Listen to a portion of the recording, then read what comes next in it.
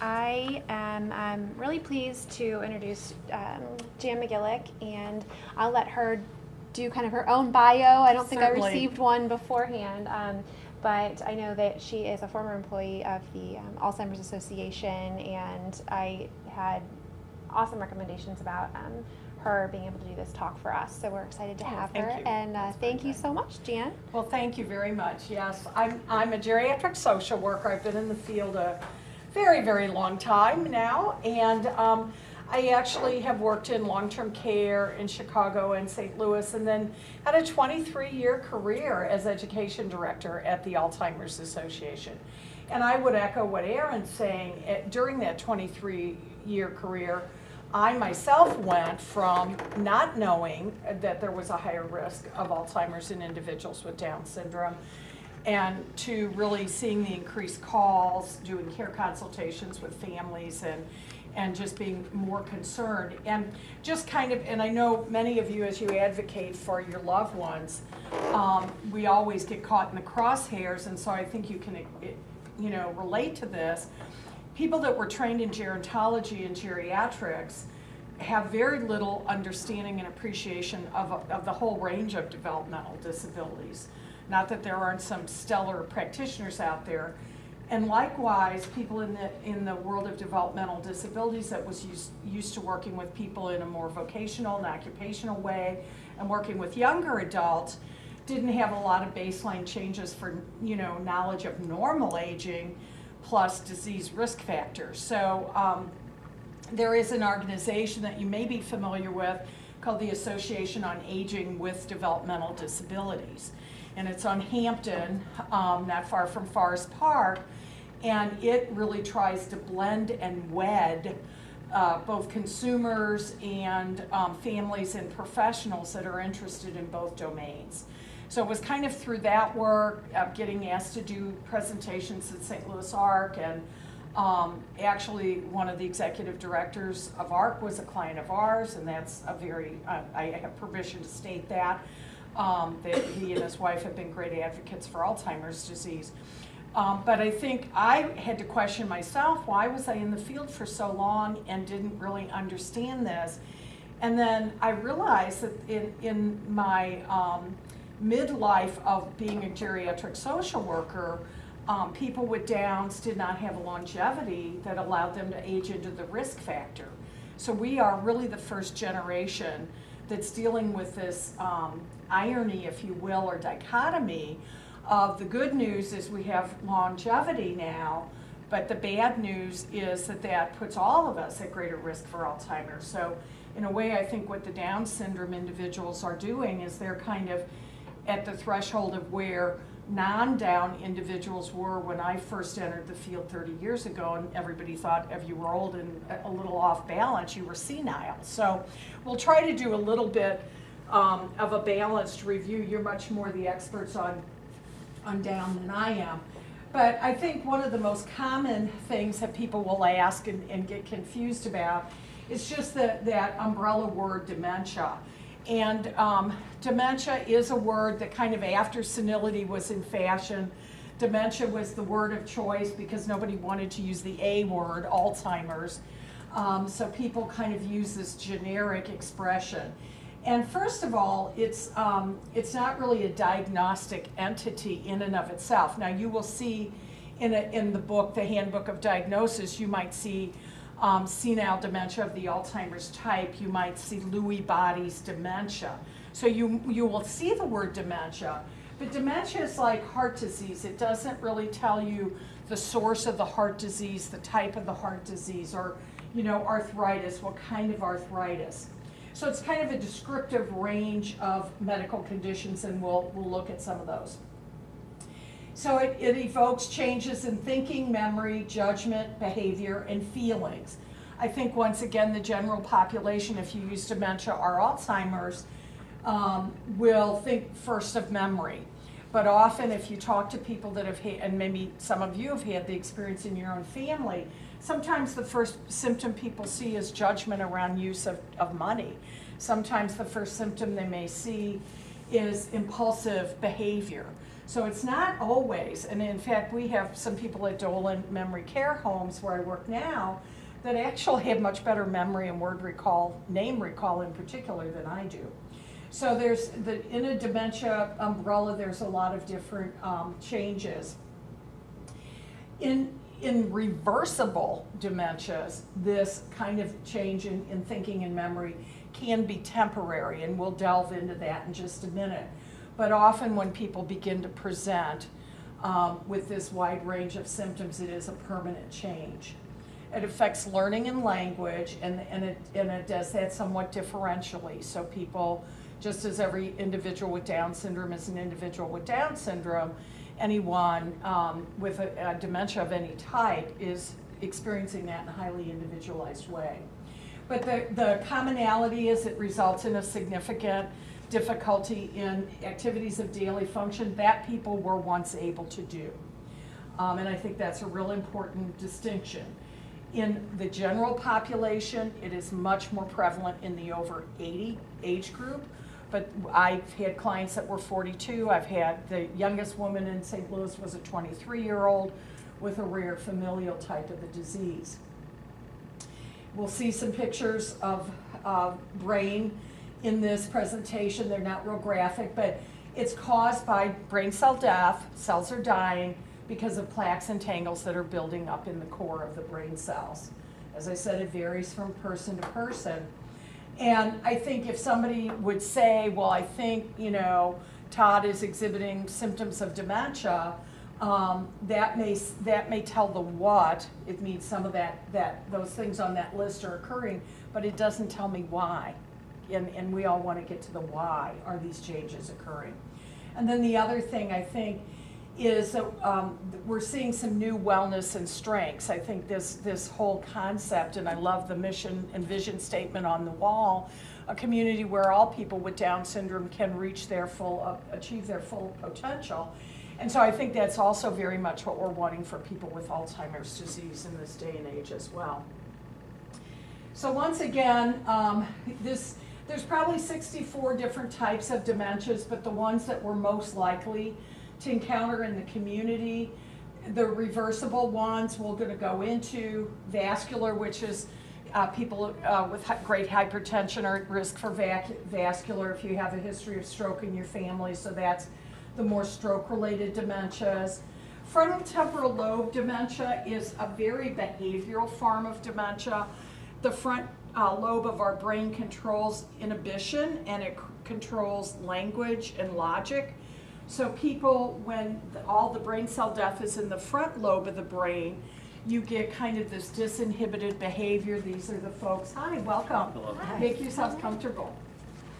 These folks, and quite frankly, I have not seen this as a predominant dementia for people with Down syndrome, but I think it's nice to know about it because you might have a friend or family member that's challenged by this. But those folks tend to be more disinhibited. So sometimes if you hear people disrobing or cursing, that this might be the type.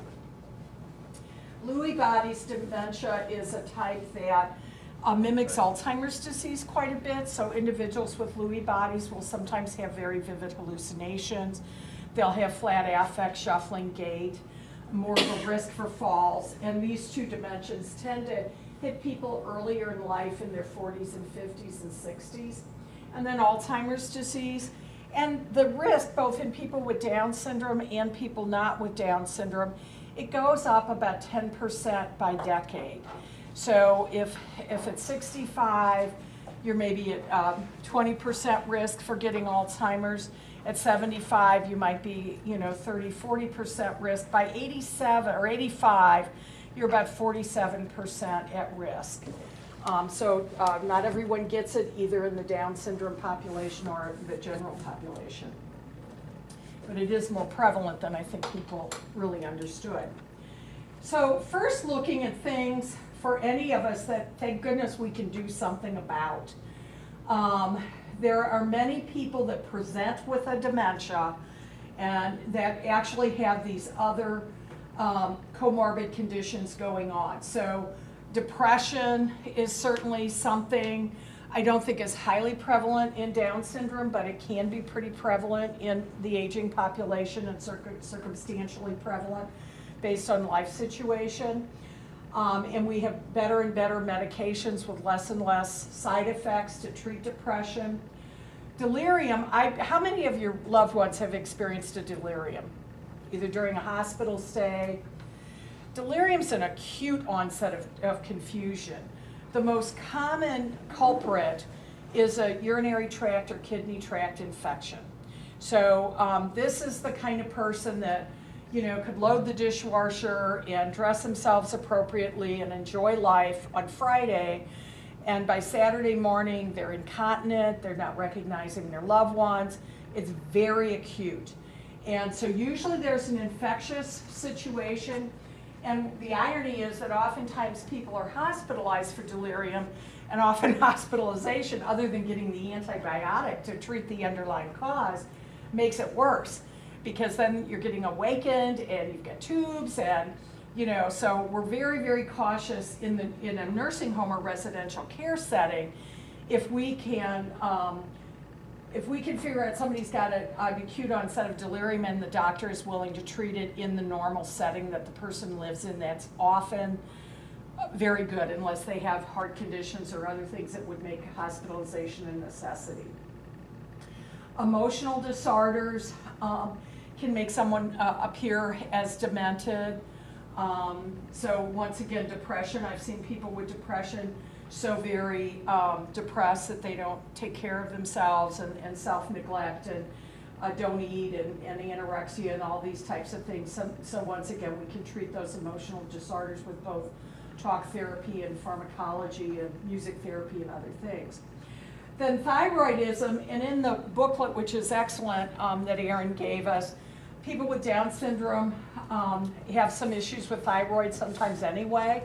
So hypothyroidism can mask as a dementia, and it is treatable if properly diagnosed. We can get thyroid injections. We can control thyroid to some extent through diet and medication. So that's another one we can fix. Folic acid, vitamin B12, some of those other kinds of nutritional issues that fall into that as well.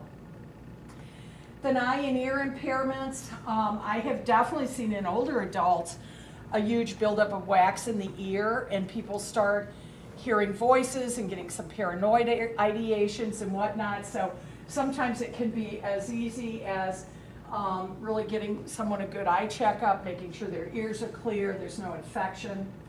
Talked about the nutritional, but dehydration and malnutrition certainly cause a dementia.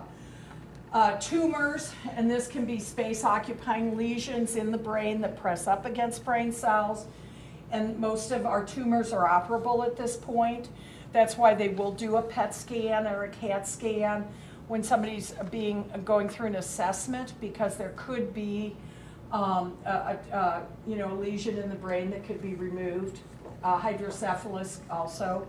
And then infections, we talked about causing the delirium, kidney, very much urinary tract infections. And then of course, whether intentional drug use or unintentional in terms of medication interactions, just constantly monitoring to make sure our loved ones are on the lowest, slowest dose possible. And as good advocates, I'm sure you've already tackled that one. So some years ago, probably, I want to say it was in the early 90s, it's probably a little bit before that, people began to look at several genes that were precursor genes for Alzheimer's disease, and one of them is trisomy 21. It's not the only one. Presenilin 1 is another gene. I think presenilin 19 is another one. But through the genetic kinds of work that's being done at Harvard and Washington U and other places, there's at least 30,000 genes that we're starting to decode. And you've heard it in the popular press. There could be a gene for, a propensity towards alcoholism. There could be a gene towards obesity. So they're really beginning to understand some of the genetic code.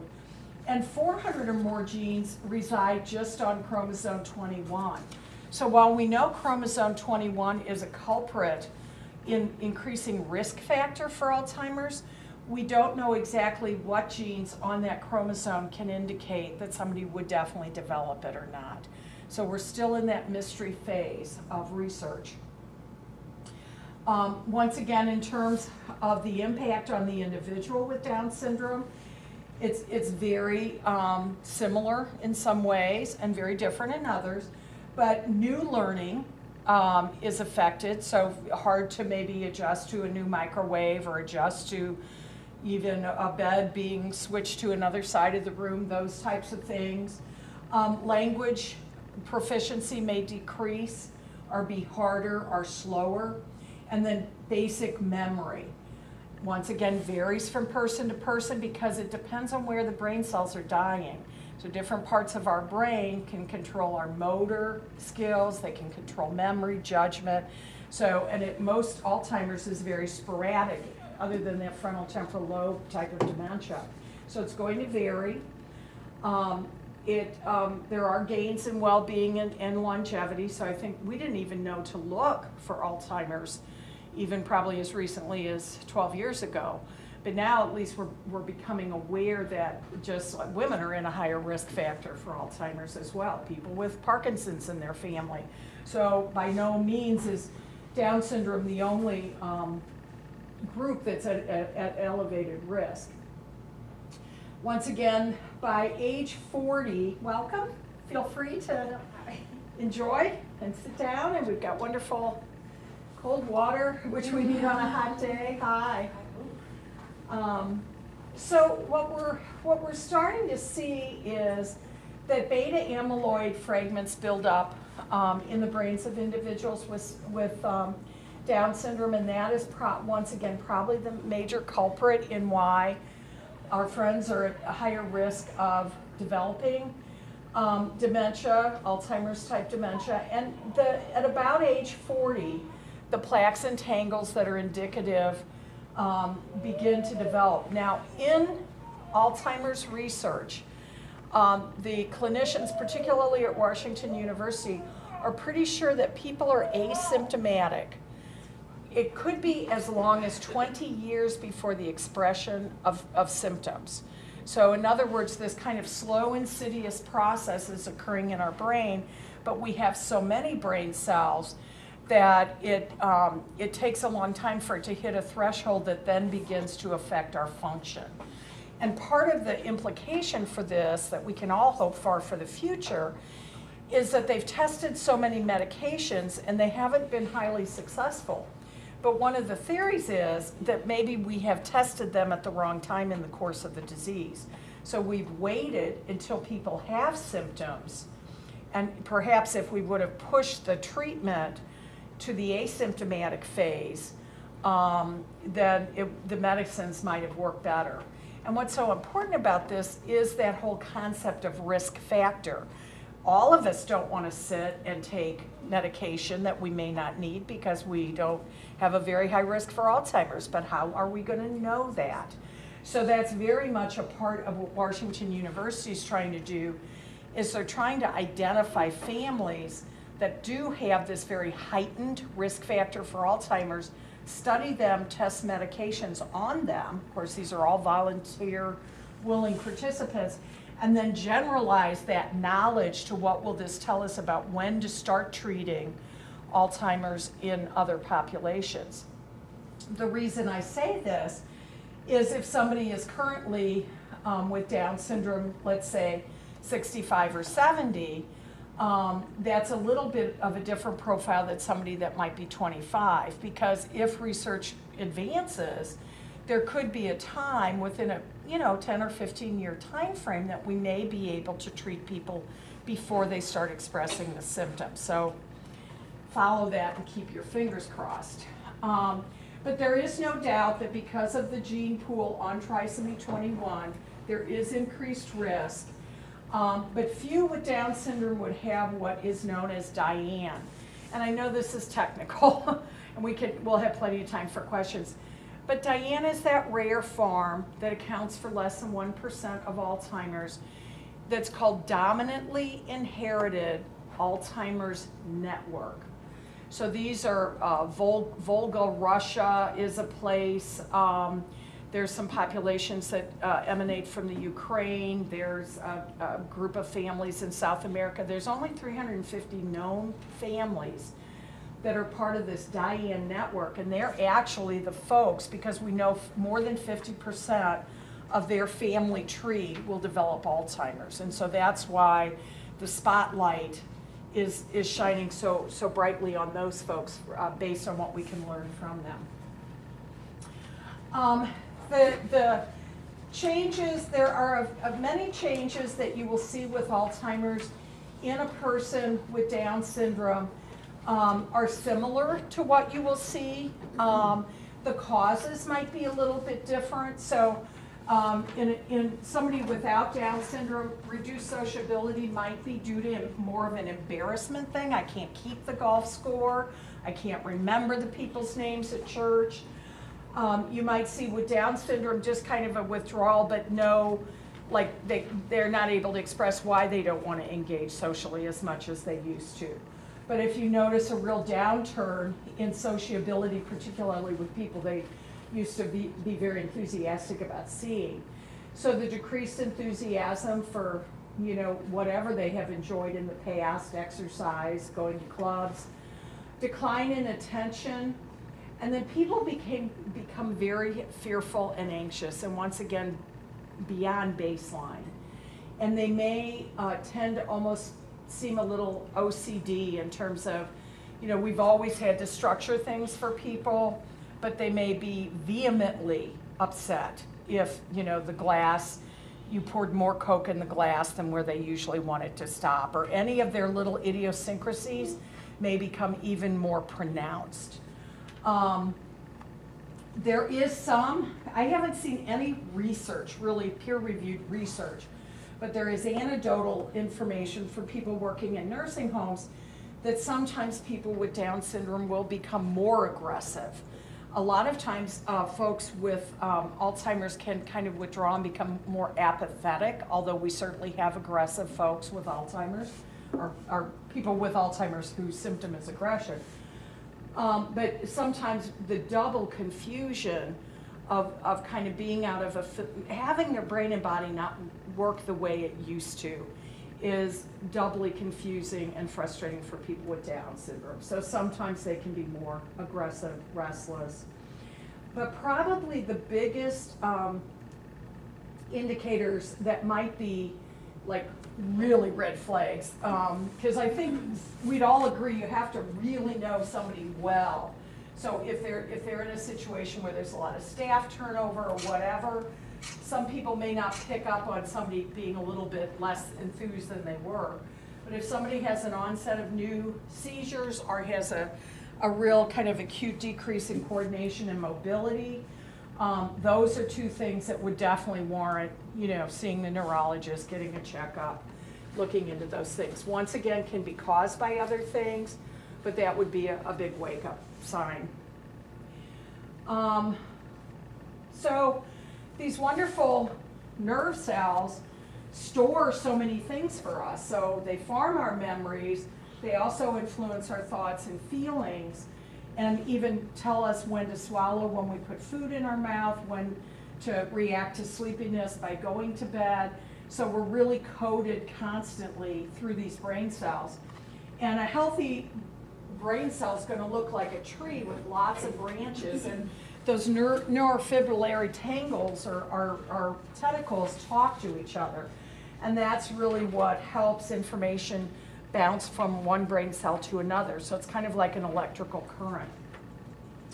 What Alzheimer's does is, it's, you know, and all this would be microscopic, but it puts these amyloid plaques inside the brain cells or close to the brain cells, and it kills off or withers the branches of those brain cells. So it just, and eventually that sticky substance in the brain kills that brain cell that stored that information for us.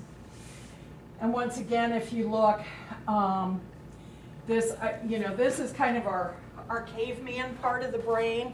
So this is the part of the brain, the fight or flight part of the brain, kind of the survival part of the brain. tends not to be affected right away by Alzheimer's. Vision also doesn't tend to be affected, but some people, and I had one client that was her first and most pronounced symptom was really impaired vision, which is pretty unusual. But like I said, it's this part of the brain that tends to be affected first, and of course that's what affects memory and language, and so that's why we kind of associate it with forgetting names or having word finding difficulties and then poor memory. But the brain cells are not selective. They decide where they're going to die, and we don't have any control over that. Another thing that in a PET scan and under a microscope upon autopsy, you can see that the cortex shrivels, the brain becomes smaller, especially near the hippocampus, and then the ventricles become wider. So those are some of the hallmarks that people look for to confirm a diagnosis of Alzheimer's. So, you know, nobody likes this slide because we can pick out ourselves or somebody we love in almost every category. But the first and foremost risk factor is age. And what I say to a lot of younger audiences that, you know, does being young cause you to have juvenile diabetes? No. We know lots of young people that don't have juvenile diabetes. So being an old person does not cause Alzheimer's. But we believe the wear and the tear on the brain, perhaps environmental things that we don't yet understand, it puts that brain at greater risk the older the brain is. The incidence is higher in women, and this slide's not actually totally correct because it's higher in women even when you control for us living longer. So yes, it's higher because we live longer, but even in controlled studies where men and women are exactly the same age, our incidence rate is higher. Down syndrome is correlated with Alzheimer's, and sadly, and I quite frankly don't know how this started, and it may be just who had access to medical care and who was getting diagnosed, but I'd say 20 years ago, you would hear many, many neurologists say that if you had Down syndrome, you had 100% risk factor for Alzheimer's. Now, the way the confusion started is there are abnormal amounts of beta amyloid in the brains of people with Down syndrome, and there are plaques and tangles, abnormal amounts.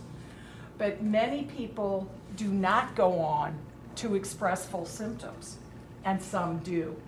And so that's where the confusion is. But there was a time, I think, that really the only people with Down syndrome that were being taken to a neurologist were people that were already showing some pretty strong symptoms. And so I think then for a while, the community felt that everybody with Downs was at risk for Alzheimer's. And the book does a nice job of clarifying that. We may even open that up at the end of the talk. So correlation, but not full indication that that's going to happen. Family history, particularly first degree relative that has had an Alzheimer's type dementia, you are at greater risk. And these are risk factors for Alzheimer's. We don't know the risk factors for Lewy bodies and frontal temporal lobe dementia because we've only really been able to differentiate those types of dementia within the last 10 years. And there are two categories of genes. That's a complex thing. But if you get one of these, if you get these APOE4 genes, a double whammy of those, you're at greater risk of developing Alzheimer's. If you happen to get two E2s, you're at lower risk. So what do we know about diagnosis? We know it's difficult because once again, you get the general practitioner who don't know a lot about developmental disabilities, then you get folks that know developmental disabilities but maybe don't really specialize in Down syndrome, and then you keep narrowing the field. So there's, there are a few hotbeds of proficiency for this, and we're probably all trying to get our relatives in to see these folks. But first of all, documenting baseline by age 35 for people with Down syndrome, and I would say for assessment is now part of the Medicare annual wellness visit, so anybody that's Medicare eligible, we recommend that they get some baseline cognitive screening as well. in a non-Down syndrome person. I misspelled this word. It should be with a U, Ruoko.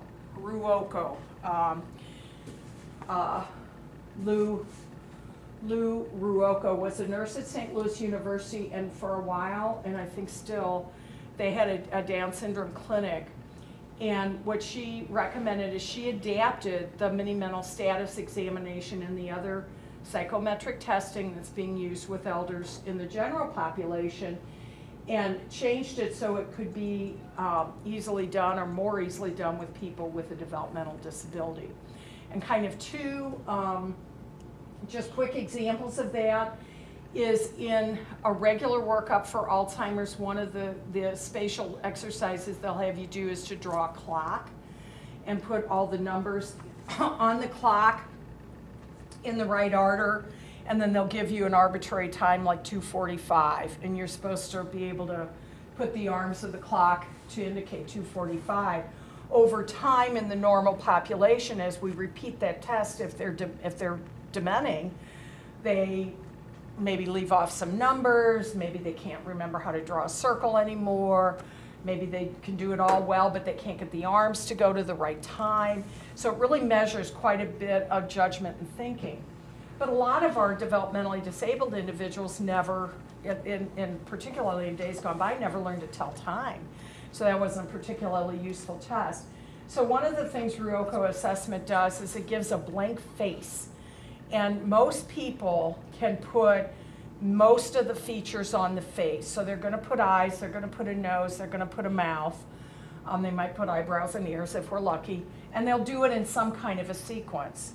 And once again, if you repeat that test over time, and someone with Down syndrome is developing Alzheimer's, they will start leaving off some features or putting the nose where the chin should be and the eye, just one eye. So there's some kind of a change. So that's what we mean by baseline.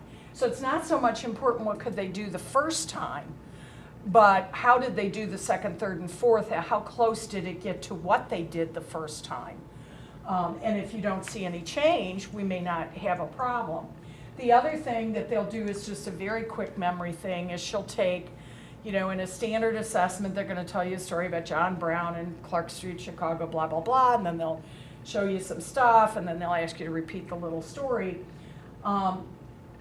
With developmentally disabled individuals, what we do is we show them three objects, very simple things, a ball, a playing card, and a, I don't know what, pencil or something. Something that they would have related to. So a lot of times families can tell us what items to use. And then, we do some other things, maybe examine their chest or whatever. And then we will go back and ask them, what those three things were and if they can remember them. And if they, once again, maybe they were never able to remember, that is not as important as if they were once able to remember and now they can't do that task to the same level. So in terms of and there's really good information in your booklet about diagnosis, but more important than anything else are reliable informants. And that's why if you guys can get baseline on your loved ones, and it's not too late. If you didn't start doing it at 35, do it at 50. I mean, just do it, and so we kind of know where we're at. So having that done by a neurologist, your observation, keeping a log. I think it's very, very good to start with strengths because you know what the strengths of your loved one are. So if you kind of record those strengths in the beginning of your log, and then just be observant. Are any of those strengths diminishing in any way that's not due to arthritis or due to heart or any other cause that we can think of? I would say St. Louis University with the geriatric clinic there, Dr. Morley and his crowd. I would say Washington University, the Pool Hole Center, those are all excellent places. Hi. It's okay, fine by me. And then the other thing about a good workup is they're going to look at, and based on your report, has there been a change in thyroid levels? Is there a depression? Maybe a friend has passed away, maybe a workshop's closed, or a camp can't be attended this year or something.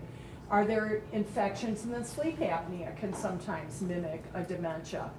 They will also do imaging. We now have biomarkers that we didn't have years ago, and the two biomarkers is that we can light up amyloid in the brain, and if we do a PET scan, we can see that amyloid and we can see if more of it's in the brain as we do subsequent PET scans.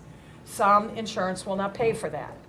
The other thing, and this is only being done in research trials, is amyloid will build up in the cerebral spinal fluid. So if somebody has a very strong indication that their loved one may have Alzheimer's, but they're not sure, and the person could tolerate a spinal tap, which probably they couldn't, but you know, if somebody just had a very severe need to know, maybe somebody's an identical twin or I don't know what, there could be, you could look for those biomarkers.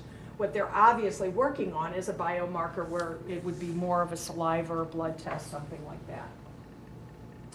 But I think there can be clinical diagnosis in life. That's another myth that you will hear in the community, that why should I go to the doctor because they cannot diagnose Alzheimer's? Well, tell that to the drug companies that are selling Aricept because they think you can diagnose Alzheimer's. You can make a clinical diagnosis. You can only confirm that diagnosis upon brain autopsy. But if you use the informant interview, you rule out other causes of confusion, you look at a PET scan for amyloid deposits, and perhaps in some subjects do a spinal tap, and you're noticing changes in those baseline tests over time, that is usually within 93% accurate. And when they are inaccurate, it's usually that, oh, it was Parkinson's, or oh, it was Lewy bodies, it wasn't Alzheimer's. So it wasn't like, oh, this was a healthy person and I got it wrong. It's usually, yes, there was stroke or there was another disease process going on, it just didn't happen to be Alzheimer's. A well-trained primary care physician can certainly, you can certainly talk with that individual. I'm sure you have, don't you have doctors' lists for people to go to? Yes, absolutely. So Erin and her colleagues can guide someone that has more of a geriatric or and a neuropsychologist can also do a lot of the testing as well. So what can we do at this point? I think, and many of you may already do this, but I think as I said, start with strengths, and if you notice symptoms or behaviors that are new and different and not acute, obviously if they're acute, we're going to go right away to getting help. But where are they happening, how often, when, who is around the individual, because those can be some differential indicators. It can be, you know, new medication was started and that it's not dementia, it's the new medication. Then look at, you know, make sure the physician knows all current and previous health problems, and then be very, very specific about all medications, and particularly anything that hasn't been prescribed but is being taken. And then we've kind of gone through this. They will do a blood draw, but it's not because Alzheimer's can be seen in the blood. It's the blood draw is for things like hypothyroidism or, you know, diabetes or something else. So they're just wanting to do a routine blood draw to make sure everything's fine. You'd have to have an adjusted mental status exam. I highly recommend, particularly for Down syndrome, advocating with the insurance companies that a CAT scan or a PET scan is done if it's tolerated, and I know that can be very tough. But neuropsychological tests can be done as well. You've been through a lot already. You're well educated, so we all know these emotions, whether it's somebody dying in the family or a breakup of a relationship. But certainly, even though we've already dealt with other diagnoses, you know, and I'm sure Erin deals with this, people that maybe were so glad that Tommy just got married that they didn't want to hear the potential risk for Alzheimer's, so they didn't do anything about it, all that kind of stuff. Well, it's not a blame game. It's, you know, we didn't cause the plaques and tangles. We're going to have these feelings. Maybe we somehow beat ourselves up for something. But, I mean, the best you can do is to get early diagnosis and adapt the environment and make sure the team that's working to support the family is well educated. So I think the challenges that we have is that Alzheimer's will shorten someone's lifespan, but as I said, we're making great strides in also improving lifespan for people with Down syndrome. But it certainly is a little bit different than somebody that's 90 years old that's diagnosed. So in a 90-year-old, maybe having a shortened lifespan isn't, it's not a good thing, but maybe it's not an unexpected thing. But that's certainly different for a 47-year-old person with Down syndrome.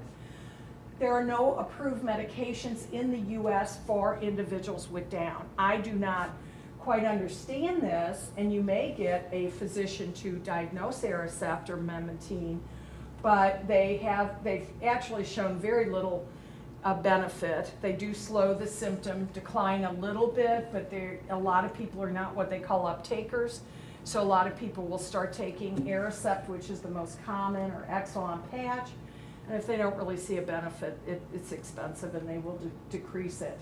But these cholinesterase inhibitors, and that's what Aricept and Exelon are, they keep acetylcholine levels in the brain for longer, which helps memory. They are approved in the United Kingdom, so go figure. The Cochrane review, which is kind of a pretty well-respected medical review, does show that Namenda is the brand name, has no benefit in people with Down syndrome. In the non-Down syndrome population, Namenda is sometimes paired with Aricept in the middle phase of the disease. Use caution, as we all must with any of this stuff.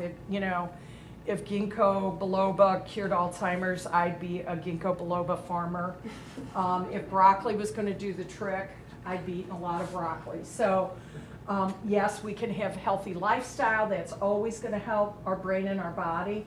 But eating grapes and drinking red wine, very sadly, is not going to prevent this illness. There are gaps in legs, and we know this. And I think that whether it's that you write the National Institute on Aging, or you join an advocacy group, or you show up to the memory walk in your own t-shirts or whatever you do, I think there does need to be advocacy around all issues of aging with a developmental disability, but particularly the Down syndrome Alzheimer's connection. So I know there are research centers that have got trials going at Harvard and Boston and at out in San Diego, but there's not a lot here in the Midwest. There's some activity in Chicago. So I think we really have to make our voices heard, quite frankly, and make this more of a research agenda. Appropriate residential care. I work for a small and unique model for older adults, Dolan Memory Care homes, which are just 10 adults living in a home together in a much more free and open environment than a traditional nursing home. I think that we need to look at the appropriateness of our care settings and our living centers for those that do have to reside outside the home, because many times the individuals staffing those are very good-hearted, lovely, lovely folks, don't have training in gerontology. So they're not going to know if, an incontinent episode is, primary diagnosis, is it, secondary to an infection, is it part of an Alzheimer's syndrome? That takes a little bit of training to ask the right questions and sort that out. And just ongoing training like you're doing for yourself, and also that we train our staff that work in hospitals, work in nursing homes, assisted living, and in the community. You've probably heard this so many times, and most of you are probably there. But I think just being an active partner in your long-term care plan, both you as caregiver, having a plan for yourself, and having a preferred plan if anything would happen that your loved one would need care outside of your abilities to care. So, hi. So I think that is something that is hard to face. There are many private geriatric care managers, the Alzheimer's Association, lawyers, financial planners, but it's make the plan and communicate the plan. I just had a very good colleague at Alzheimer's whose nephew is a Down syndrome individual, and her stepmother was his primary care partner, and he was at the funeral, and Luckily, they had done some preparation with him, but she got sick and passed away pretty quickly. So it's been very hard on that person and his family. Having our financial issues in order, not assuming that we're going to die in chronological order, because it's not always what happens. Having your good support system, and then educating yourself about Alzheimer's so that you do have those connections, know which doctors you would use if that would come to that. I think that I don't know of any open clinical trials. I did bring trial match brochures from the Alzheimer's Association, and there is a research registry through their website. So if any, and they, as you know, they will take affected individuals, they'll take, I'm in one of the research trials at WashU's Memory and Aging Project. Sometimes they want people under 60, sometimes they want people over 80. You do have a heart condition, you don't have diabetes, whatever. Each trial is different, but we do know that participants contribute greatly and unselfishly. I went to the Washington University Participants Breakfast last Saturday. There were over 400 people in the audience. These people give of their time and take all these tests and spinal taps just so we can get to the bottom of this disease. But we need more participants that have Down syndrome. So looking for any open trials. Sometimes it's not always about taking a CAT scan. Sometimes it's about answering a questionnaire or observing something in a person. So there's every kind of clinical trial that can be accessed through that trial match. And we do know when you are in a trial, you get just a very high standard of care. So I wasn't able to do as much of a literature search as I would have liked to. There is a lot of duplication in the literature. There's also quite a bit of literature that came out between about 98 and 2002 that may still be a little bit dated. So I tried to find things that were at least 2006 and more recent. So Stanford School of Medicine has a Down Syndrome Research Center, so that would probably be a good place if you have any real concerns to maybe get their newsletter or share that maybe through our Down Syndrome Association here. All of this is kind of above my pay grade, but we do know that the human stem cell model, that people are looking for other ways, non-controversial and ethical ways to use stem cells, and that one of the stem cell model research was to look at disease pathology in individuals with Down syndrome. So, that's a personal and moral decision everybody has to make for themselves, but there was some work in that avenue, and I think it will pick up again once they find maybe a more acceptable way to use the right kinds of stem cells. Personality and behavior changes, they're really trying to do some differential population-based studies that show, are there different symptoms we can look for? Because right now, a lot of what you're going to hear from speakers like me is going to be to look for the same symptoms you would look in a non-Down syndrome individual, other than the seizure situation. In fact, sometimes a fluctuation in thyroid. Any kind of genetic research tends to benefit people way beyond the scope of the work that's being done, so that as we find out more about trisomy 21 and those, how many, 4,000 or 40,000 genes that are on the trisomy, that is going to help us maybe identify who's at greatest risk. Because I think what we're going to see is you've got Down syndrome, then you've got some individuals with Down syndrome at risk, but then like the general population, there may be kind of a subgroup even yet that are even at more risk, and that could be bad for that group, but also could alleviate some of the general anxiety for people that would not have that risk factor, but we don't know what the risk factor is at this point. The Diane study at Washington University, very fascinating, could hold promise for anybody at risk for Alzheimer's. And then I think, doing our advocacy, enrolling in research, being involved if your loved one is having these symptoms and is diagnosed. In addition to the support you get from Down syndrome, you have 2 other associations there, and they can work in unison with one another. It's not a competitive game at all. And then just making sure you have a way for collecting baseline data, because your knowledge and your information and observation about your loved one is the most powerful tool that any clinician could have. So that's kind of my song and dance, and it's a lot of information in a very short period of time.